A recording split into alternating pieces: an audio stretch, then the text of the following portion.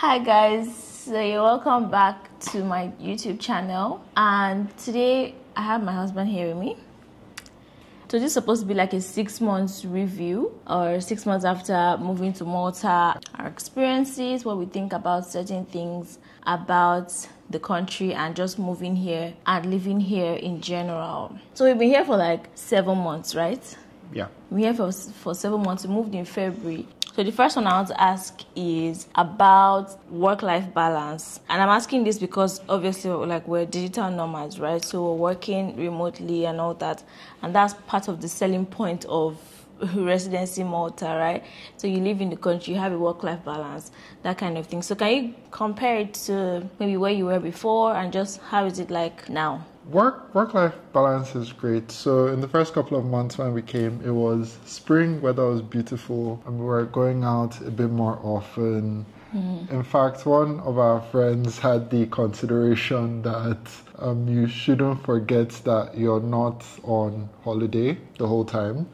So there's lots of things to do, lots of activities, places to go, a couple of things to do for fun. So ideally, when you finish your work day or before you start your work day, depending on if you work in the day or at night, there's lots of things to do. Yeah, I know that we were going out a lot when we first of all came. Then at some point it calmed down. Yeah, and I think then it was now, because of the sun. Yes, it was because of the sun. And now the weather got better. Yeah. And we have actually been like this weekend. We're out almost throughout the weekend. Yeah, the whole yes, weekend. We're out throughout the weekend, and at least it has increased now. We're able to do some things. Me, I was running from the sun because I can't even cope. And that leads me to the weather.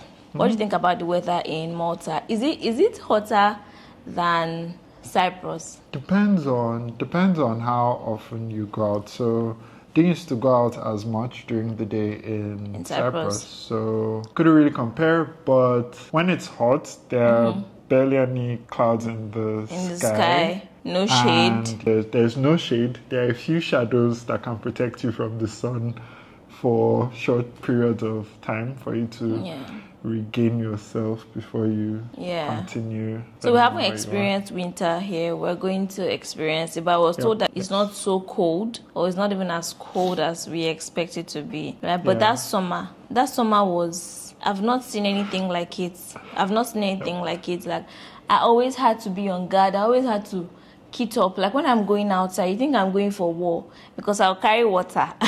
I'll carry water, bottle of water. I'll carry shades. I'll carry umbrella. I'll carry sunscreen. In fact, I also used to wear hat just in case I'm really moving and I can't carry an umbrella with me. It used to be, no, I just had to protect myself because every time I went out under the sun, I'll come back tired.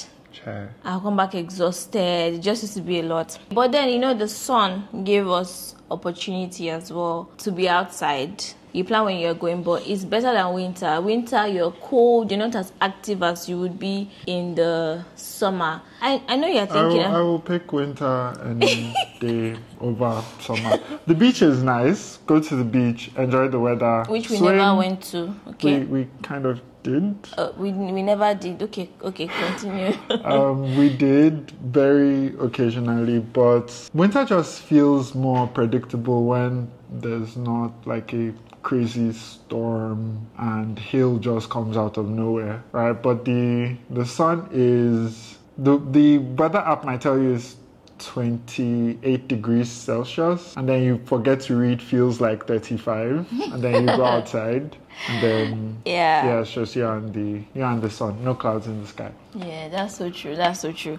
Okay, so the next one is infrastructure, healthcare. So we haven't had a reason, thankfully, to be rushed to the hospital, to undergo any sort of procedure in Malta. But for here and there was this time I wasn't feeling too well. I didn't go to the popular hospital here, which is Mater Dei, and that's a government general hospital. I have heard stuff about it. I've seen complaints on Experts Malta and all that about people being rushed to the emergency and they're not attending to them on time. And I know that it's common with general hospitals, which I've had bad experiences with. But I know that because the general hospital is more crowded, there's more work to be done, there's more people to attend to. So the response will not be as swift, to be honest, as maybe a private hospital, that kind of thing. But close to our house, there is a clinic. There's a pharmacy and a clinic above it. And so it has a family doctor, the physician. It has gynecologist, cardiologist, and just different doctors that come on different, dermatologists that come on different days. And it's not expensive to see them for the consultation and then for them to prescribe drugs, because there was a time I had to have antibiotics and they didn't give me for cough. Likely. Yes, and they didn't give me. They asked for a prescription and asked me to see the doctor upstairs. So I mean, that wasn't bad. My only issue with this thing is the queue. So if you don't come early, it was only one time I got there and there was nobody there. I just walked straight into the doctor's office. But the other 2 times I went there, I waited for an hour before I could see the doctor. So that could be really stressful. But you know, sometimes when you've already stayed 30 minutes or 20 minutes, you're just like, okay, just wait. Yeah, just wait till it's your turn. And also health insurance. For your application, you are required to submit your health insurance, right? And for some reason, so when I went to the clinic, the doctor said he wanted to do something on me. It was going to cost about 100 euros. The doctor was like, I don't have to pay that, like out of pocket. I have health insurance. The insurance company should sort that out. So he asked me to send them a message. I sent this people message 3 times. In fact, the last email I sent to them, they didn't respond. So I just ended that whole thing. The day I would go to their office. Anyways, I know I did take some time to give them another response or to ask them something. But that's because I needed confirmation from my doctor. I sent them the thing and they just never responded. So it's like they're trying to, I don't know if they're trying to waive or not have that responsibility. But if we paid for health insurance, it should be able to work when we need it to work. Okay, what do you think about transport system? What things are inconvenient about the transport system? You've been to other countries and then you're always commending their transportation, like, these guys are too good. I honestly think it's just an issue of, first of all, public transport here is just buses, and ferry, which is nice. But buses mostly. Issue is there are just too many cars on the road. When they try to improve the bus system, for example, the buses are being stuck in traffic, and for some reason there's not the regular updates that you might be used to on Google Maps that says, okay, a bus is coming early or it's been delayed by X number of minutes. And something weird that happens is the bus app says a bus is coming and then it just disappears. So we always say that aliens the bus did not come. We always say the bus has been hijacked. Yeah, so that's tricky for public transport, but it does work at least 50% of the time. Actually, more. That's a bad number. So it's more like 70%. So it got worse during summer. During summer, it's an extreme sport. Yeah, it got worse. It's gotten a little bit better now. Yeah. Because we don't have as many people using the bus. Yeah, not as many tourists. Not as many tourists, not as much traffic right now. And then during the summer, there were lots of festivals. And during those festivals, anywhere the festival is happening, just know that the bus is not passing there. Even boats might have difficulty passing some routes. Buses were crowded during the summer. It was... Especially some routes. If you're passing a popular tourist spot, it gets crazy. We also use boats. What happened during the summer was, I think there was this news of the government not renewing permits of drivers, and boats had a shortage of drivers. So the prices also went up. Yep. The prices of both went up. Shortage of supply and increase in demand. So using bus was a sport. Using boat was also a sport, but it got better. What do you think about driving? driving in Malta, having a car? Okay, so places are close by to each other, and if you live, depending on the area you live in, you might not necessarily need a car. Well, except public transport upsets you. And then, because I've occasionally seen people shopping for cars on the bus. But if you're staying at one of the edges of the country, you might need a car to move around. People drive like they're always in a rush or there's an emergency. I'll just say, you know, sometimes some things happen on the road and I'm like, God just saved you, bro. Like the way they pass the roundabout, like it's crazy. It's crazy the way people drive sometimes. So you don't look forward to driving here? No, you don't. And also there's an issue with parking. Oh yeah, good luck finding a space to park. Yeah, I mean, parking when you get to your house is different, right? You have a garage, there's space to park. But if you want to drive to places, once you step out, you want to drive somewhere and park there. Most of the time, like, there's no parking space. In fact, I wonder how it's going to feel to park when we go somewhere. And you know how we've seen cars parked. There's no space for human being to pass when cars park in front and behind each other. You'd wonder how they come out. I don't know. And they always do. That situation. Yeah. They always come out. Kind of have to. Yeah. How about cost of living for us as nomads? For us as nomads, it's different. I think it's okay. It's somewhere above like the average EU spending, the regular amounts that you would see for rent, for example. For groceries used to cost more just after we came than now. Not like the prices change. You just understand the best place to get fish from that's close to you, and meat, for example, which are the things that usually cost a bit more. Yeah, we needed more stuff. We needed some stuff to settle. Some things that you just buy once. You need the things that you need to settle. What else entails cost of living? Bills. Internet. Are they crazy? No. No, like not necessarily. They're fair. I think they're fair. Let's talk about community. How's that been for you? Maltese people are generally nice and will smile at you. I've heard some stories about people being told some nasty things, but I haven't experienced it or even seen some nasty someone things else. Like what? Go back to your country. GBTYC. What she said. Go back to your country. Haven't experienced that, haven't seen someone that experienced that, haven't spoken personally to somebody. So we keep saying Maltese people are nice, but we haven't. Okay, we have had experiences with them, like our landlords. They're really nice.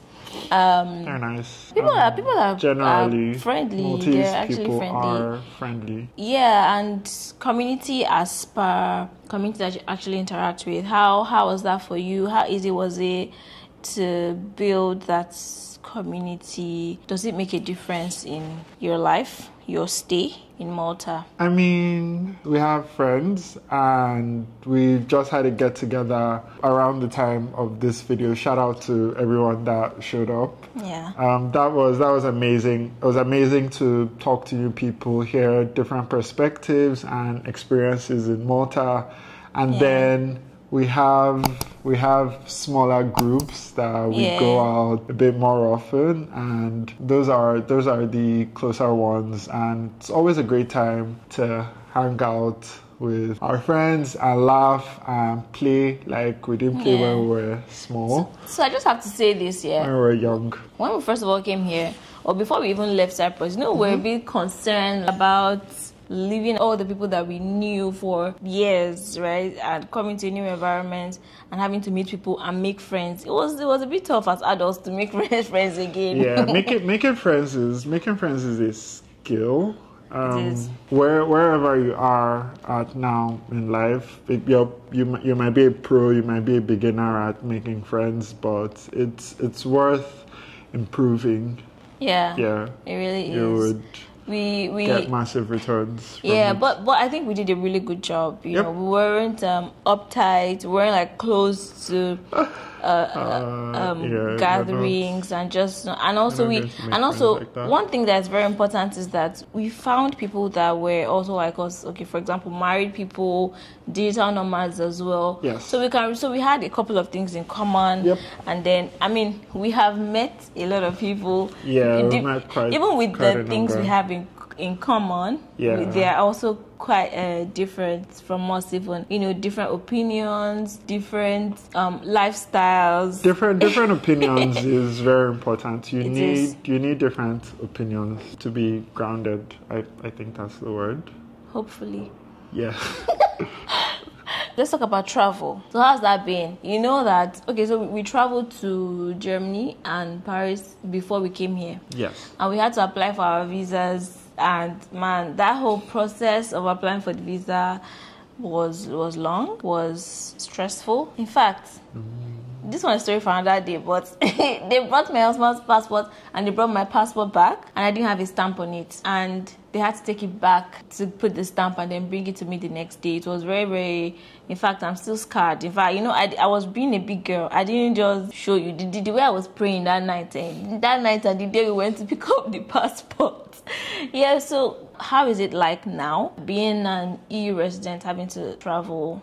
EU resident in the Schengen area means you are just a flight away from 27 countries. I believe that's the number right now as of today. But I speak about these things and how people have different privileges in life. Yeah, it's one privilege that's very nice to have, that you want to travel and the only things you need to think about are flights and accommodation, and your good currency is the same.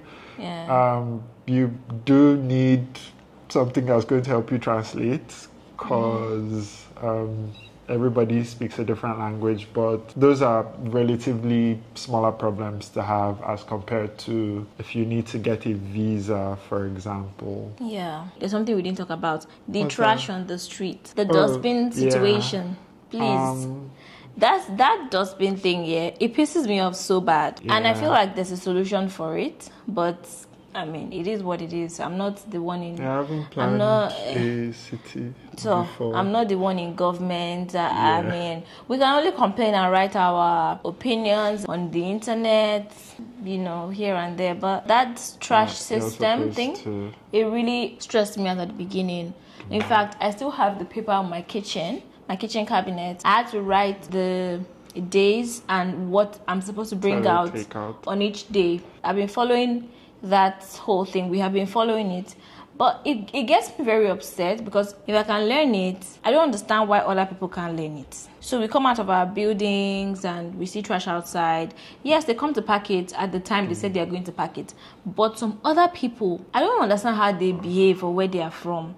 They know that this bag is not supposed to be here on this day. You know that this is already beyond the pickup time for trash. But immediately, hours after these guys have come to pack the trash, these people come with their own bag and just dump them outside.